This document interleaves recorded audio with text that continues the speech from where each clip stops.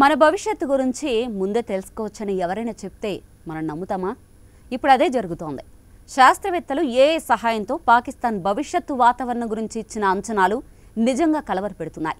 ఇది కేవలం ఒక ఊహ కాదు. రానున్న కాలంలో ఆ దేశం ఎదుర్కొనే నీటి సంక్షోభం, వరదలు, ఎండల గురించి ఇచ్చిన ఒక ఘోర హెచ్చరిక. ఇటీవల పోహాంగ్ యూనివర్సిటీ ఆఫ్ సైన్స్ అండ్ టెక్నాలజీకి చెందిన శాస్త్రవేత్తలు ఒక ప్రత్యేక ఏఐ మోడల్ను తయారు చేశారు.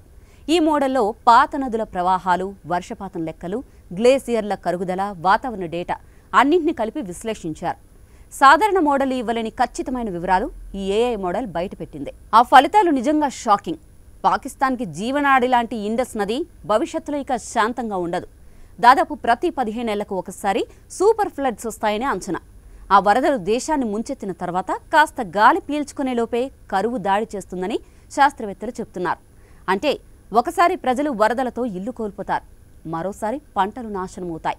ఆ వెంటనే వచ్చే ఎండలతో భూమి వేడెక్కిపోతుంది, రైతులు పూర్తిగా దెబ్బతింటారు. ఇదొక్కసారి కాదు. పరిశోధన ప్రకారం చుట్టుపక్కల ప్రాంతాల్లో కూడా ప్రతి 11 ఏళ్లకు ఇలాంటి విపరీత పరిస్థితులు రావడం ఖాయం. ఈ సైకిల్ ఎప్పటికీ తిరుగుతూనే ఉంటుందని ఏఐ చెప్పింది. ఒకవైపు వరదలు, మరోవైపు కరువు.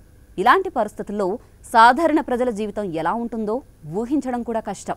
ఇంకా ఒక ముఖ్యమైన విషయం ఏంటంటే, హిమానీ నద సరస్సులు వేగంగా కరిగిపోతున్నాయి. గ్లోబల్ వార్మింగ్ పెరిగిపోతోంది. ఫలితంగా నదుల ప్రవాహం స్థిరంగా ఉండడం లేదు. కొన్ని సీజన్స్లో అదుపు తప్పిన వరదలు, కొన్ని సీజన్లలో బోసిపోయిన నదులు. ఇదే రాబోయే భవిష్యత్తు. ఇప్పటి వరకు పాకిస్తాన్ ఒకే విధమైన నీటి నిర్వహణ విధానంపై ఆధారపడి వచ్చింది. కానీ శాస్త్రవేత్తల హెచ్చరిక ప్రకారం ఆ విధానం ఇక సరిపోదు. ప్రతి ప్రాంతానికి వేరే వేరే వ్యూహాలు ఉండాలి. నీటి వనరులను ఎలా నిల్వ చేయాలి, ఎలా వినియోగించాలి అన్నది ఒక దేశ విధానమే కాకుండా ప్రాంతాల వారీగా ప్రత్యేక ప్రణాళికలతో ఉండాలని చెప్తున్నారు. ఇది కేవలం పాకిస్తాన్కే పరిమితం కాదు. వాతావరణ మార్పుల ప్రభావం ఎదుర్కొంటున్న చాలా గ్లోబల్ సౌత్ దేశాలకు ఇది ఒక గట్టి పాఠం. ఎక్కడైనా వాతావరణ మార్పులు, నీటి సమస్యలు ఒకేసారి వస్తే ఎకానమీ, వ్యవసాయం, విద్యుత్ అన్ని పరిశ్రమలు దెబ్బతింటాయి. ఇలాంటప్పుడు ఏఐ ఆధారిత పరిశోధనలే భవిష్యత్తు రక్షణకు మార్గదర్శకంగా ఉంటాయి.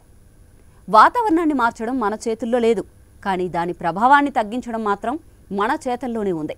శాస్త్రవేత్తలు చూపిస్తున్న ఈ డేటా ఒక కఠినమైన నిజాన్ని గుర్తు చేస్తోంది.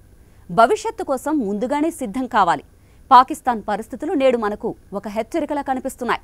కానీ రేపు అదే పరిస్థితి మన మీద పడకూడదు అంటే ఇప్పటి నుంచే చర్యలు తీసుకోవాలి. ఇక వాతావరణం మనకు సవాలు విసురుతోంది. దాన్ని ఎదుర్కోవడానికి టెక్నాలజీ, ప్రణాళిక, ముందు చూపు ఈ 3 అవసరం. ముందుగానే జాగ్రత్త పడితేనే భవిష్యత్తు తరాలను రక్షించుకోగలం.